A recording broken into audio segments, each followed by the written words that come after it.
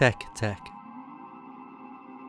In the years after World War II, an office worker in Muroran, Hokkaido was assaulted and raped by American military personnel.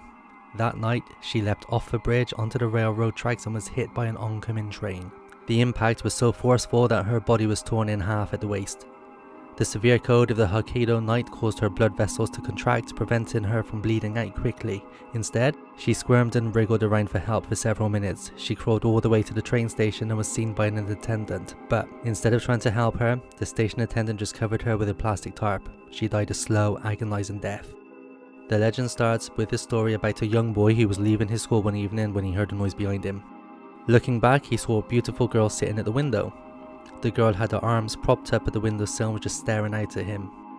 When she saw him looking back at her, the girl smiled and hugged herself so she was holding her elbows. Then, suddenly, she leapt out of the window and landed on the ground outside. The boy realized with horror that she was missing the lower half of her body. She made her way towards him, clawing along the ground and running on her elbows, making a tech sound. The boy was filled with terror and revulsion.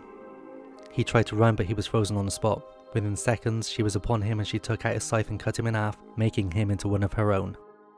According to legend, 3 days after hearing this story, you will see the ghost of a woman with no lower half. The ghost is that of the woman hit by the train. The spirit will try to catch you and escape is impossible. Some say that the ghost is searching for her legs, which were lost when she was cut in half, and others say she is angry at humanity for not helping her when she was dying. Akamanto. Akamanto is an urban legend related to toilets, particularly those in elementary schools. The legend starts at a school late in the evening when a student suddenly finds themselves desperate in the need of the toilet. The closest restroom available is one that is normally avoided by the students. It's older, less well kept, separated from the rest of the school and rumoured to be haunted. But with no time to search for a different restroom, the student enters. He or she does their business, and when they have finished, they reach for the toilet paper only to find out there is none. Then they hear a strange voice.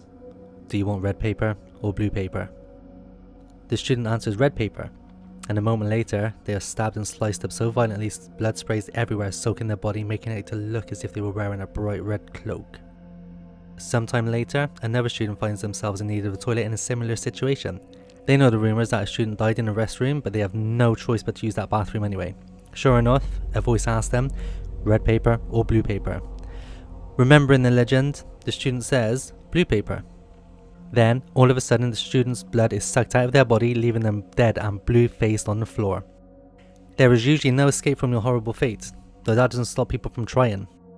Clever students who bring extra toilet paper with them discover that it vanishes before they are able to use it, and still find themselves having to answer to Akamanto. People who choose a different colour other than those offered in hopes to confuse the spirit are also met with an equally horrible death. In some instances, students have been able to escape by saying, I don't need any paper, buying them just enough time to run out of the bathroom before anything happens. Okamuro. Okamuro is a Japanese ghost, but nobody knows for sure exactly what it looks like. The reason for this? Well, if you see Okamuro, you die. Okamuro appears within 7 days to any person that hears this name, maybe sooner to those that have forgotten about the spirit. It will suddenly appear outside your room and start pounding on the doors and the windows with a distinctive don, don, don sound. No one else can hear the knocking except the person who heard its name. When that happens, you need to keep your eyes tightly shut and keep chanting Okamuro, Okamuro, Okamuro until he disappears. This may take you a few minutes or several hours, but whatever you do, don't open your eyes until he has disappeared. Once you have survived an encounter with Okamuro, he will not appear to you again. Here is one account of a Japanese person who has encountered Okamuro. When I was a junior high school student, my friends and I were very interested in the supernatural. We would often buy magazines with ghosts and scary stories. We would spend hours reading them and scaring ourselves out of our wits. My friends often got so scared that they didn't want to bring the magazines home. They would give them to me instead. After a while, I had a big stack of scary magazines on my bedside table, and I would often read them at night just before going to sleep. One night, I came across an interesting story in one of the magazines. It was supposed to be true. It's not the sort of story that could scare you to death. It was a very short story, barely more than a paragraph about a ghost. It is said that if you read the story, the ghost would come and knock on your window or your door, and if you didn't recite his name 3 times, he would come into your room and cut off your head.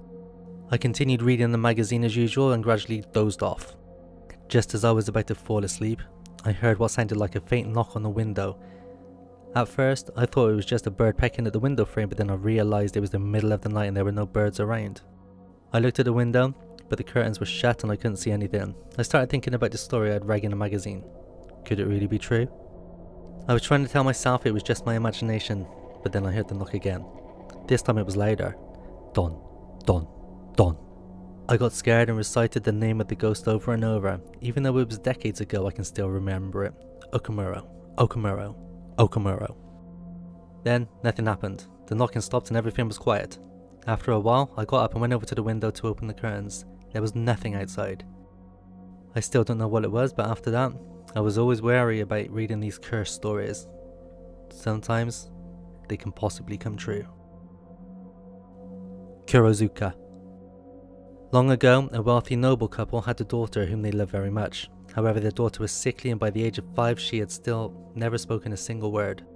The worried couple consulted with priests and doctors until finally one doctor told them that the only way to cure their daughter was to feed her a fresh liver from an unborn fetus. The couple summoned their daughter's nanny and put the task of retrieving the liver to her. Expecting that it would take some time to find somebody willing to give up their baby's liver, the nanny prepared for a long journey. She gave the daughter a protection charm and promised not to return without the liver, and then left.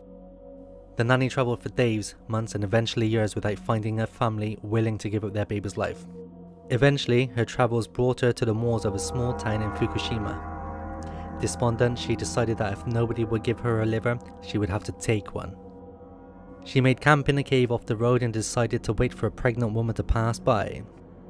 Many more years passed, and finally a lone pregnant woman came walking along the road. The nanny leapt out of the cave and slew the traveller with a knife, carving her belly open, killing the fetus and taking out its liver. Only after the deed was done, the nanny looked down at her victim and noticed the young woman was wearing a very old but very familiar protection charm, the very same one that she had given to the daughter so many years ago. The knowledge of what she had done weighed so heavily on her that the nanny went insane and transformed into a yokai. The demon of the small town in Fukushima developed fearsome magical powers. She learned to lure travelers into her shelter and invite them to spend the night, after which she would murder them in their sleep. She remained there on the moors for many years, murdering any lone travelers who passed by her cave and eating their remains. One version of this legend states that the demon woman is eventually visited by traveling Buddhist priests, whom she plans to kill. While she is out gathering firewood, the priests find a room full of dead bodies and they recognize her as a demon.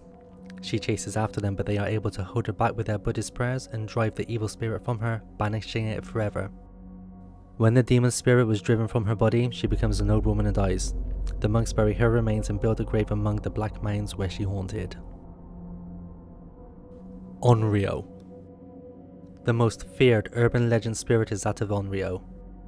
They are the spirits of people who died in extremely powerful emotions of jealousy, rage or hatred that their soul is unable to pass on and instead transforms into a very powerful, wrathful spirit who seeks vengeance on any and everything it encounters.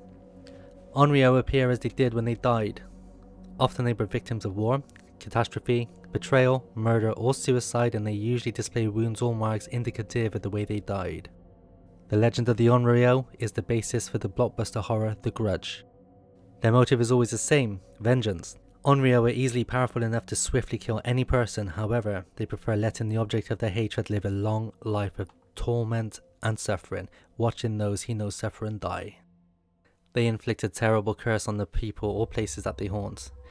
This curse can be transmitted to others through contact like a contagious disease, creating a circle of death or destruction that is far more devastating than any ordinary spirit. They make no distinction on whom they target with their grudge. They just want to destroy. Moreover, this vengeance can never be satisfied. While most Yuri, or Japanese spirits, only haunt a personal place until they are exorcised or placated, an Onryo's horrible grudge curse continues to infect a location long after the ghost itself has been laid to rest. Occasionally, an Onryo's curse is born not out of hatred and retribution, but out of intense, passionate love which perverts into extreme jealousy. These Onryo haunt their former lovers, exacting their wrath onto new romances, second marriages, their children, and eventually end up destroying the lives of the ones they love so much. Whatever the origin, the Onryo's undiscriminating wrath makes it one of the most feared supernatural entities of all in Japan.